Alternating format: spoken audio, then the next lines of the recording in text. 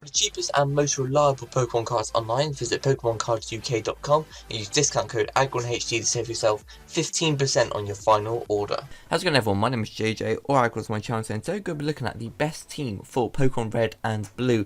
This is purely just for the games Red and Blue for Generation 1, and I won't be including Yellow as that game is slightly different, so I don't want to confuse people who come here for that game. Before we get into the actual team building, we're going to be looking at the various gyms, Elite Four, and then the champion, and then to see which types match up the best against them. So looking at Gym 1 first, it's a rock type gym and its weaknesses are water, grass, ground, and fighting. Gym 2 is a water type gym and its weaknesses are electric and grass. Gym 3 is an electric type gym and its weaknesses are just ground. Gym 4 is a grass type gym and its weaknesses are fire, ice, poison, bug, and flying. Gym 5 consists of poison Pokemon and its weaknesses are ground, psychic, and bug. Gym 6 is a psychic type gym and its only weakness is bug. Gym 7 is a fire type gym and its weaknesses are water, ground, and rock. Then finally for the gyms, it's Giovanni, which is a ground type gym and its weaknesses is water, grass, and ice. Now moving into the Elite Four, and the first member has Ice type Pokemon. Their weaknesses are Fire, Fighting, and Rock. The second member of the Elite Four has Fighting type Pokemon. Their weaknesses are Flying and Psychic. The third member has Ghost type Pokemon, and in Gen 1 Pokemon games, the Ghost type only has a weakness to Ghost. And finally, the final member of the Elite Four has Dragon Pokemon, and their weaknesses are Ice and Dragon.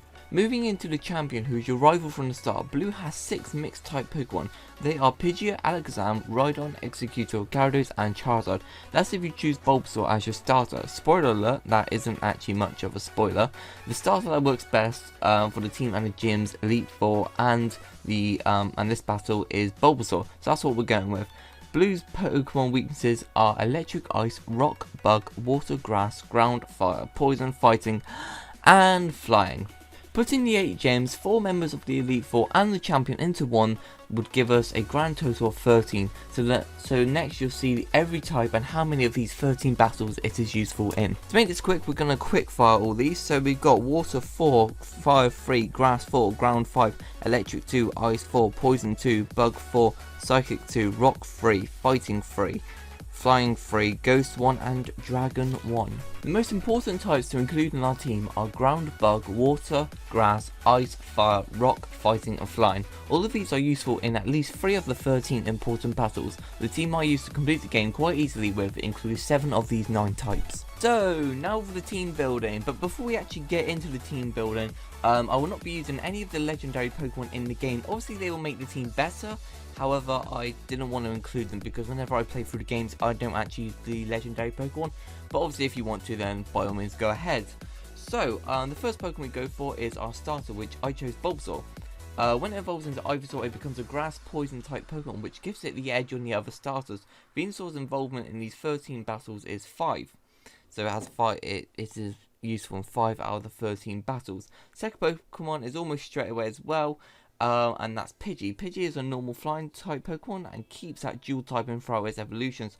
Pidgey's involvement is in the 13 battles is 3. It can also fly, which is obviously super helpful for getting around the map when we have to do various missions. The third Pokemon I caught was a Weedle to evolve into Beedrill. Beedrill is a bug poison Pokemon which goes quite unappreciated in Gen 1.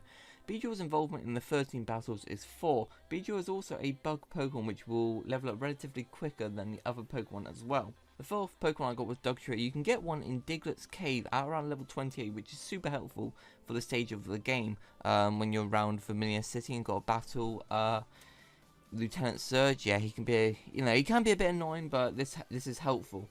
Ground is the most effective in the game as it is used in 5 out of 13 of the battles by itself. My first choice was Golem, however I am a bit of a loser, so I had no one to trade with, so I couldn't actually get a Golem, so I went for Dugtrio instead.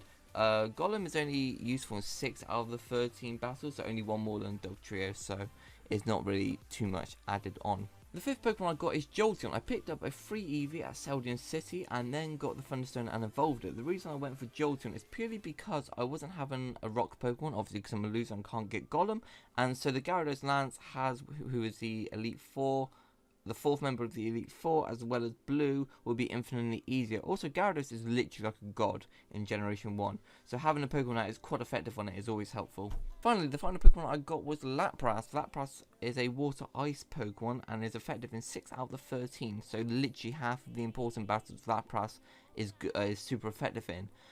It is also given to you as well, so I don't have to spend time catching one. So yeah, Lapras is pretty sound. So there's the team. I haven't included the moveset because in my last videos that I've done of the best team in this little series I've got going, that's very unregular.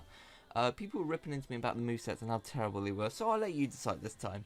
So overall, the 13 battles are covered with at least one Pokemon in the team being super effective, as well as 7 out of the 9 important types to help make the game easier. Please remember, I made this video from stats and research. I just want to say as well, I made a massive script as well. I put a lot of time and effort into this, so you know, like it's always appreciated. But also as well that this, you know, without legendaries, this is, you know, relatively probably the best team to make. However, if you're just looking for inspiration on what Pokemon to use, I hope this video has been helpful. But also remember that the game is a game, and games are made to be fun. So just do whatever you want, really. If you want to grab yourself a Charizard, go for it. You know, I'm not going to stop you, am I? Yeah, this is probably one of the best teams you could make without legendaries, and that's the whole point of the video. However, like I said, just go and have fun more than anything. And yeah, thanks for watching. If you have enjoyed, or if the video's been helpful, a like is always appreciated, and I will see you all next time for another video. Goodbye.